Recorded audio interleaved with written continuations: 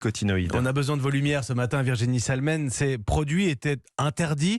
Une dérogation doit être adoptée. Que sont exactement ces néonicotinoïdes ? Alors, ce sont des graines, en l'occurrence de betterave, enrobées d'une pellicule d'insecticide. Le plant de betterave pousse imbibé de ce pesticide et quand un puceron qui transmet le virus de la jaunisse la pique, il meurt. Mais ces néonicotinoïdes ont aussi la réputation d'être des tueurs d'abeilles. Ils attaquent leur système nerveux.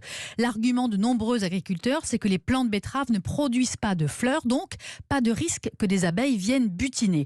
Ça n'est pas tout à fait exact selon les chercheurs de l'INRAE, l'Institut de la recherche agronomique, puisqu'il y a toujours d'autres fleurs qui poussent dans un champ ou en lisière et qui absorbent donc du produit. Et puis la substance reste dans le sol entre 200 et 300 jours en éliminant un certain nombre d'insectes qui vivent dans la terre, comme certains scarabées. Plus de néonicotinoïdes, ce sont donc des champs moins fertiles pour les générations futures.